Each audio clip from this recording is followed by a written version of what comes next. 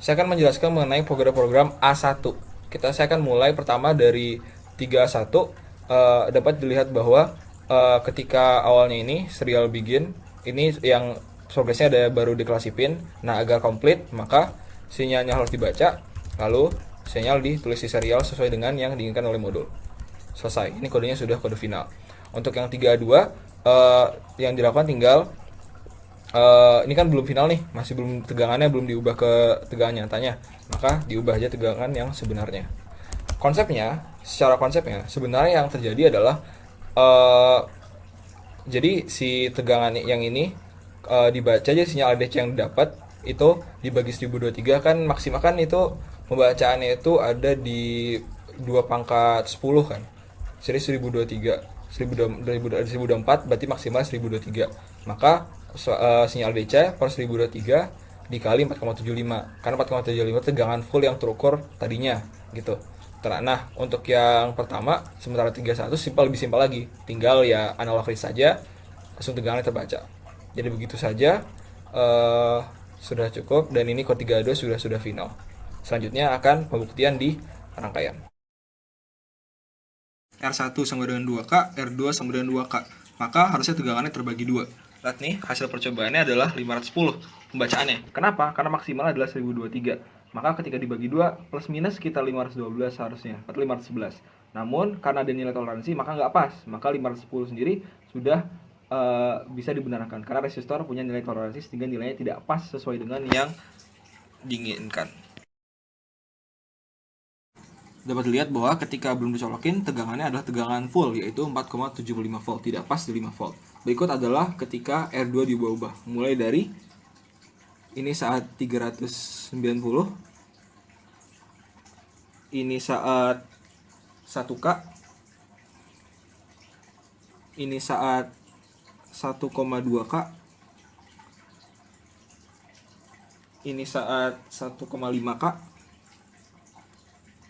ini saat 2K, ini saat 2,2K, ini saat 2,7K, ini saat 3,3K, dan ini saat 3,9K. Seharusnya tegangan terbaca akan meningkat. Mengapa? Karena jika dari grafik yang diukur tadi, semakin besar uh, nilai R2-nya, maka nilai tegangan terbaca akan cenderung semakin tinggi. Mengapa demikian?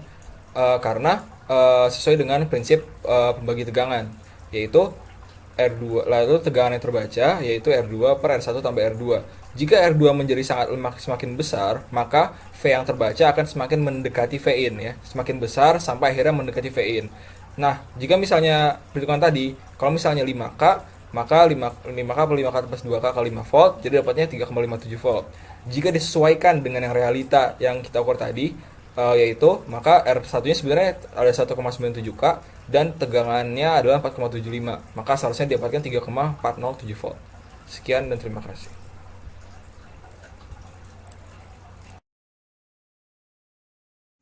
Pada bagian ini saya akan menjelaskan mengenai milestone terlebih dahulu dari kode program yang telah dibuat. Jadi pertama saya akan tinjau dulu nih kode Arduino Nano. Ini sudah tinggal diambil dari modul, tidak perlu dimodifikasi. Lalu ini ada bagian kode 3B. Jadi yang ini yang ada di SP32 dan ini sudah untuk milestone sendiri sudah ada library, sudah ada bagian ininya nih dari modul dan isinya ini sudah diisi. Isinya ini dari mana? Dari lookup table. Ini lookup tablenya. Jadi ini lookup table-nya dibuat berdasarkan 1002. Kenapa 1023? Karena Arduino Nano yang akan membacanya adalah 10 bit, maka ya maksimalnya berarti kan 2 pangkat 10 itu 1024. Berarti dari 0 sampai 1023. Nah, ini adalah amplitudanya. Untuk mengecek apakah sudah sinus atau belum, tinggal diplot. Nah, dapat dilihat bahwa ketika telah diplot, hasilnya sudah berbentuk sinusoid. Dan karena Arduino Nano membaca, Arduino Nano kan pembacaannya itu 0 sampai 5. Tapi kan ya biar sesuai nih 0 sampai 5 saja ini sudah cukup. Dan karena juga SP32 maksimal juga 3,3, jadi nggak mungkin lebih tinggi dari itu. Jadi ini sekitar dekat-dekat 3,3 atau sekitar 3,2. Jadi untuk melengkapinya kodenya agar bisa jadi kode akhir, maka tinggal ditambah frekuensinya yaitu 1000 Hz, list table-nya menjadi 1024. Lalu ini juga yang diisi stable 1024 dan sudah. Kalau sudah begini, maka bisa dikatakan bahwa kodenya sudah final, dan inilah kodenya, dan kode ini seharusnya sudah akan bekerja. Selanjutnya akan dilanjutkan dengan pengujian pada rangkaian. Pada bagian ini saya akan menjelaskan mengenai hasil percobaan sekaligus demonstrasi hasil dari DAC. Yang digunakan adalah ESP32 dan Arduino Nano. Jadi sekarang adalah saya akan menunjukkan hasilnya. Sebelumnya dicolokkan dulu terlebih dahulu agar menghasilkan gelombang sinusoid. Nah, dapat dilihat bahwa ketika dibuka serial monitor, angkanya berubah-ubah terus. Berarti, tapi kurang jelas, karena biar jelas kita lihat di serial plotter. Nah, beliau adalah serial plotter. Dapat dilihat bahwa gelombang sinusoidnya sudah terbentuk dengan jelas. Agar bisa terlihat dengan clear, maka kita berhentikan dulu gelombang sinusoidnya. Nah, dapat dilihat bahwa gelombang sinusoidnya itu berada antara di titik terendahnya adalah 0, titik teratasnya di bawah 4, mungkin sekitar 3. Nah, hal ini sesuai karena berdasarkan sinusoid yang dirancang pada lookup table, maka dapat dilihat bahwa bentuknya juga cukup mirip. Bawahnya adalah 0, atasnya adalah sekitar 3. Dari sini dapat dikatakan bahwa percobaan DAC sudah sesuai dengan yang diinginkan.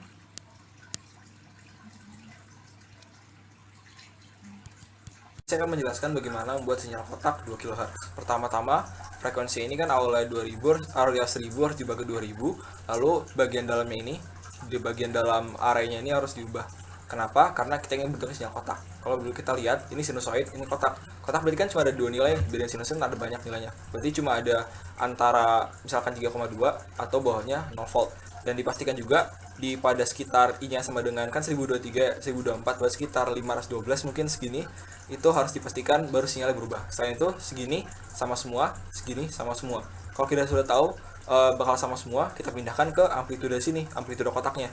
Jadi kita pastikan ya sesuaikan aja dengan I-nya, lalu kita isi dengan nilai tadi. Misalkan I berapa sampai berapa nilainya sekitar 3,3, berapa sampai berapa lagi nilainya 0. Nah, setelah itu baru kita ubah ke dalam versi 12 bitnya.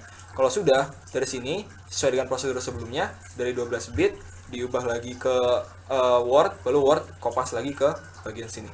Sudah. Saya akan mulai menjelaskan kode mulai dari percobaan C1 terlebih dahulu. Untuk C1 sendiri, di sisi milestone sebenarnya ini sudah penuh semuanya, sudah komplit. Dilihat dari karakternya 10 sudah, ada serial begin, lalu di sini ada serial data master 1 dan serial data master 2. Karena konsepnya diinginkan dari master mengirim data ke slave berupa karakter 1 atau karakter 0 bergantian dengan diberikan jeda, maka ini sudah dilihat bahwa jeda sudah tercapai. Yang kedua adalah si slave.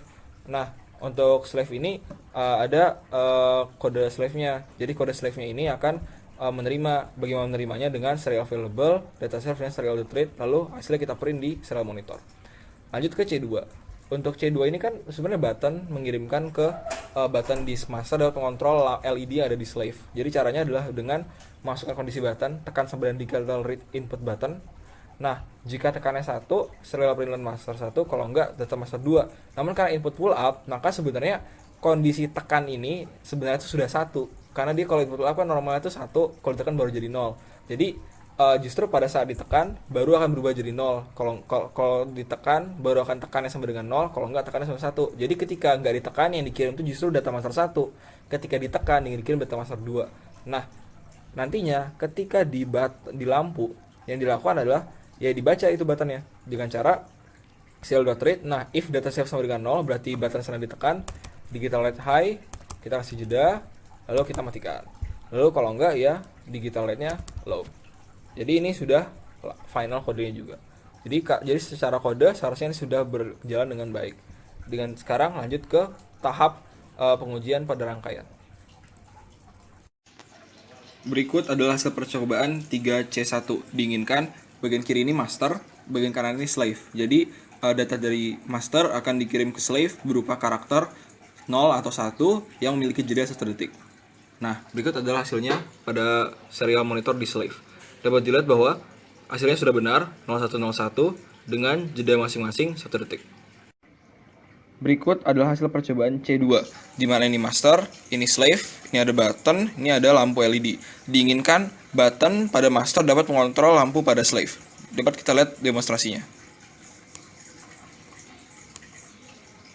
Dari sini dapat dikatakan bahwa tujuan yang diinginkan sudah berhasil dicapai karena button dari master sudah bisa mengontrol LED pada slave dengan metode serial communication.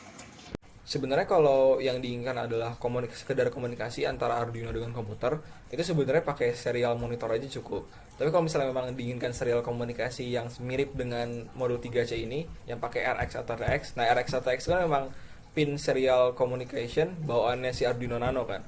Nah, jadi kalau kalau mau ya RX TX-nya disambungin dengan komputer, namun nggak bisa disambungin langsung karena RX tambah TX ini kan bisa 3,3 atau 5 volt bergantung sama boardnya kan. Nah, jadi kalau misalnya disambungin langsung nih ke laptop, ya misalnya RS232 itu portnya, itu bisa rusak karena RS232 itu dia 12 plus minus 12 volt. Jadi ya bisa rusak karena nggak sesuai tegangannya. Jadi supaya nggak rusak gimana, pakai semacam adapter gitulah, semacam adapter yang bisa ya menyesuaikan dengan perubahan tegangan itu. Jadi begitulah cara berkomunikasi serial antara komputer dan Arduino. Jadi ini yang D1, konsepnya adalah dari Arduino Nano menghasilkan tegangan melalui digital pin 7, lalu masuk ke dalam HP3, lalu diambil LV3 dan diukur menggunakan analog read. Jadi untuk milestone-nya sendiri, progres yang sudah saya buat adalah ini yang bagian atas ini udah setup, semuanya sudah, dan di bawahnya itu baru dinaikkan tegangannya di HP3-nya, lalu tegangan diturunkan dengan menggunakan digital output high dan digital output low. Supaya kodenya selesai dan komplit, maka harus dibaca. Gimana cara bacanya? Maka kita baca dulu dengan analog read ke nilai ADC, voltage-nya kita diubah ke dalam pembacaan voltage sebenarnya, lalu kita print di serial. Sama dengan yang sebelumnya, maka nilai ADC-nya itu untuk yang ketika tegangannya low, maka nilai ADC kita baca dulu, lalu voltage-nya kita diubah ke dalam voltage pembacaan yang sebenarnya, lalu kita print voltage-nya di serial monitor. Jadi kode ini sudah kode akhir. Nah, selanjutnya adalah yang D2. Konsepnya kan kode D2 itu dari SP32 bisa interfacing ke LCD I2C. Nah, jadi yang saya lakukan adalah karena tidak ada ketentuan tuh mengenai yang ditulis apa, yang penting bisa dari SP32 ke interfacing ke dalam LCD I2C-nya, yang diatur hanya tinggal mengkoneksi SDHC-nya ke dalam LV3, LV4, lalu HV3, HV4-nya ke LCD I2C, maka sebenarnya dari kode program sebenarnya tidak begitu sulit, hanya tinggal mengatur LCD-nya saja. Jadi di sini sudah saya set ininya, LCD inisialisasinya, dan saya kopas dari modul yang dari percobaan sebelumnya, jadi tinggal saya matikan saja yang bagian ininya, lalu tinggal saya nyalakan LCD-nya, saya atur bagian LCD-nya dengan bagian ini, lalu diganti, lalu LCD clear supaya bersih. Satu yang sama yang ini juga begitu, tinggal dimatikan yang bagian ininya, lalu pastikan bahwa LCD-nya sudah berhasil. Ini sudah set kursor, di print, delay, lalu di clear lagi. Jadi ini sudah kode. Inilah adalah hasil dari percobaan 3D1. Dapat dilihat bahwa ada Arduino Nano dan ke level converter. Rangkaian dibuat sesuai dengan yang ada pada modul. Berikut adalah hasilnya. Dapat dilihat bahwa nilainya berubah antara 3,24 atau 0,01 atau mungkin 3,26 juga. Seharusnya kan hanya 3,3, low-nya 0 volt. Terjadi perbedaan ini terjadi karena ketidakidealan, di mana bisa saja tegangan dari digital pin itu tidak pas di 5 volt dan tegangan referensi itu tidak pas di 5 volt dan low LV-nya juga tidak pas di 3,3 volt. Maka terjadi perbedaan. Ini adalah rangkaian akhirnya. Lihat ada SP32, ada level converter dan ada si modul I2C-nya yang akan tersambung ke LCD-nya. Dari sini dapat dilihat bahwa sudah muncul tuh ada nama dan NIM, dan berarti SP32 sudah berhasil interfacing ke LCD-nya. Secara umum yang dilakukan adalah SP32 diambil SDHCL-nya, lalu masukin ke LV3, LV4, lalu HV3, HV4-nya masuk ke SDHCL yang ada pada modul. Lalu setelah itu akan ditampilkan ke LCD. Dari hasil percobaan saya, jika tidak menggunakan level converter MH, ternyata tetap bisa ditampilkan di LCD. Karena ketika SDHCL-nya langsung ke SP32, ternyata tetap bisa muncul. Sementara jika dari SDSCL-nya SP32-nya itu ke LV3 LV4 lalu HV3 HV4-nya masuk ke PCF 8574 I2C modul, ternyata LCD juga tetap bisa muncul. Mungkin itu terjadi karena ya mungkin ya memang si modul itu sudah bisa menghandle hal tersebut. Mungkin ada resist internal atau apapun itu yang bisa menghandle. Namun jika menggunakan alat yang lain, misalnya suatu sensor atau suatu modul lain yang logic high-nya itu di 5 volt, maka kalau nggak pakai level converter ya nggak akan bisa mencapai, karena tidak mencapai logic high yang dibutuhkan, karena kan dia butuhnya yang RP32 nya 3,3 sementara atasnya 5 volt. Jadi karena level converter mengubah tegangan logic level tegangannya, maka dia butuh itu supaya bisa mencapai logic level tegangan yang dibutuhkan oleh si modul atau sensor. Jadi pada bagian ini saya akan menjelaskan mengenai kode dari percobaan E ini. Jadi pertama beri kode master. Jadi kalau bilang milestone-nya adalah yang saya temukan itu yang menarik itu kodenya sempat nggak berjalan karena seolah-olah data dari master itu tidak masuk ke slave ketika ditekan. Padahal dari slave ke masternya masuk.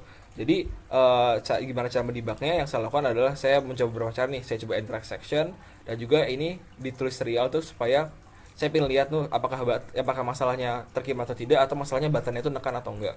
Karena di situ makanya saya tulis di serial print sebagai bahan debug.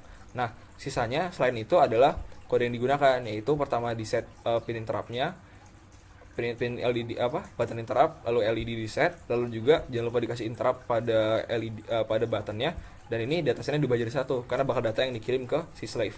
Dan juga di sini ada SPI begin dan set clock-nya, lalu SS ini adalah slave select. Dan ini kalau misalnya data yang diterima RX-nya 1, berarti dari sana dapat 1, maka dari sini akan dinyalakan LED-nya. Dan terakhir ini di bawah datasetnya dibalikin ke kondisi 0, kondisi awal, dan dikasih delay. Delay ini memastikan bahwa SPI transfer ini datanya sudah masuk ke slave. Soalnya kalau nggak dikasih delay, bisa jadi datanya nggak masuk. Sekarang ke slave. Di slave tersendiri itu pertama tuh ya ini kalau dibilang yang kejadian menariknya ya tadi datanya seolah-olah nggak masuk. Makanya itu saya coba dengan cara yang berbeda. Yang saya lakukan adalah saya buat ada volatile ball dan volatile byte. Jadi seandainya masuk interupsi terjadi, maksudnya itu datanya masuk dari master ke slave, maka akan menjadi true. Kalau menjadi true baru mulai proses pembacaannya. Nah, pembacaan dari register sendiri pakai CSPI. CSPI itu byte, volatile byte. Jadi SPDR ini kan data yang dikirim dari master ke slave kan masuk ke SPDR. Jadi dari situlah pembacaannya terjadi. Nah, nanti di sini ya setelah dibaca ya kalau misalnya 1, maka ya tombol master telah di-cancel dengan modul. Nah, yang bawah ini adalah untuk mengirimkan data dari slave ke master begitu. Dan juga BSP-nya dibuat false. Jadi ya balik ke kondisi awal bahwa interupsi belum terjadi. Tunggu interupsinya terjadi lagi dulu. Dikasih delay supaya memastikan data terkirim. Yang ini juga ada memastikan identitas Arduino sebagai slave, dan juga ada interupsi yang dibutuhkan, terutama interupsi button. Pada bagian ini saya akan menunjukkan demonstrasi dari submodul E, yaitu mengenai SPI. Jadi yang kiri ini master, yang kanan ini slave. Jadi diinginkan sesuai prosedurnya ketika button di master ditekan, muncul pesan di slave. Kalau ketika button pada slave ditekan, lampu pada master seharusnya menyala. Berikut adalah demonstrasinya. Ini tombolnya slave. Saya tekan. Lampu menyala. Tekan lagi, lampu menyala. Oke, sudah berhasil. Sekarang tombol di master saya tekan. Ini adalah si serial si slave.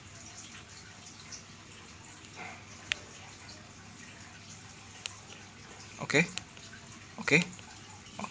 Dari sini dapat dilihat bahwa hasil percobaan SPI telah berhasil dilakukan. Oke, jadi dalam 1 menit penjelasannya adalah kalau pada master maka SPI-nya itu harus SPI-nya itu harus dibegin terlebih dahulu. Nah, jangan lupa clock divider di set dan digunakan SS atau slave select. Slave select ini digunakan untuk memilih slave mana yang akan digunakan sebagai tujuan data dari si data SPI ini. Nah, dan nanti di master juga ada namanya SPI transfer. SPI transfer ini berfungsi untuk sebagai jalur komunikasi 2 arah ya pada master, untuk sebagai master ke slave dan slave ke master. Jadi dia master mengirim ke slave lewat SPI transfer, dan dia mendapatkan data dari slave melalui SPI transfer juga. Jadi dilakukan terjadi secara bersamaan. Nah, nanti di bagian slave-nya tersendiri itu nanti pertama harus dideklar dulu tuh Arduino itu sebagai slave dengan cara menggunakan register SPCR. Nah, jangan lupa juga nanti dibuat MISO. MISO itu untuk jalur komunikasi antara slave dengan master. Dan juga data dari master akan masuk ke dalam slave melalui register SPDR. Jadi nanti dibacanya melalui register SPDR. Begitu. Jadi pada video ini saya akan menjelaskan mengenai kode program dari submodul F. Jadi pertama-tama saya jelaskan terlebih dahulu mengenai milestone yang sudah diraih. Milestone yang sudah diraih itu, pertama saya sudah memasukkan nih ada library-nya Arduino.h dan PCF8574.h. Lalu saya sudah pada setupnya mendeklarasikan P0 sebagai output. Itu P0 itu pin dari si PCF8574-nya yang akan disambungkan ke LED itu. Lalu ini sudah inisialisasi untuk begin. Lalu bagian loopnya itu masih belum komplit karena baru bagian yang high-nya saja. Sesuai dengan yang diinginkan oleh modul menginginkan Arduino Nano tersambung ke PCF8574 lalu dapat menyalakan dan mematikan LED yang akan berubah state tiap 1 detik. Maka agar bisa mencapai hal tersebut, maka ada programnya harus ditambahkan. Nah, pertama ditambahkan dulu alamatnya menjadi 0x27. Kenapa 0x27? Karena itu adalah alamat ketika A0, A1, A2 pada PCF8574 itu tidak tersambung. Nah, ketika tidak tersambung maka alamatnya adalah 0x27. Nah, ini kan sudah nih. Berarti udah benar. Lalu sekarang masuk ke while loop-nya. Ini kan baru yang high. Maka kita masukkan terlebih dahulu bagian yang low-nya. Nah, ini belum masih high, lalu kita berikan bagian low-nya. Nah, jadi karena ini sebenarnya itu sudah kode programnya sudah penuh, sudah final. Karena sudah ada library, sudah ada deklarasi alamat, setupnya juga sudah lengkap, ada deklarasi pin output dan ada begin. Lalu untuk bagian loop sendiri juga sudah pas, yaitu ada high untuk menyalakan LED dan low untuk mematikan LED. Karena kan kalau di modul sendiri diinginkan LED-nya tuh berubah state tiap 1 detik. Nah, yang saya tangkap dari maksud state itu adalah LED-nya tuh nyala state pertama, mati itu state kedua. Jadi karena itu berdasarkan kode program seharusnya rangkaian akan berjalan dengan benar. Akan dilanjutkan pembuktiannya melalui video rekaman rangkaian. Berikut adalah hasil dari tugas 3F, yaitu PCF8574 I2C. Jadi di sini ada rangkaiannya, ada Arduino Nano, ada kabel, ada ke laptop, ada modul I2C PCF8574 dan ada LED. Berdasarkan modul diinginkan LED berubah state tiap 1 detik. State yang dimaksud adalah nyala atau mati. Kalau dilihat dari video ini dapat dilihat bahwa LED sudah nyala dan mati tiap 1 detik. Maka percobaan berhasil. Nah, jadi apa itu kegunaan address pada I2C? Address pada I2C itu sebenarnya digunakan untuk identifikasi I2C yang akan digunakan. Karena pada dunia nyatanya sebenarnya I2C itu mirip sebagai slave-nya, masternya Arduino Nano-nya. Jadi supaya kita tahu, tapi beda dengan SPI kan, kalau slave-nya itu kita bisa identifikasi itu pakai SS slave select, slave mana yang mau kita pilih untuk sebagai tujuan data yang mau kita kirim. Nah, kalau di I2C karena nggak ada slave select, penggantinya pakai address I2C itu sendiri. Jadi kita tahu tuh alamat tujuan si data yang mau kita kirim tuh ke I2C yang mana.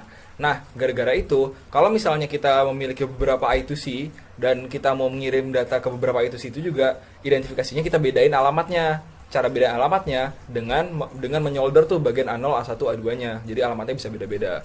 Selain itu, address ini juga akan dimasukkan ke dalam address sebagai address frame pada message saat dikirim dari master ke I2C itu sendiri.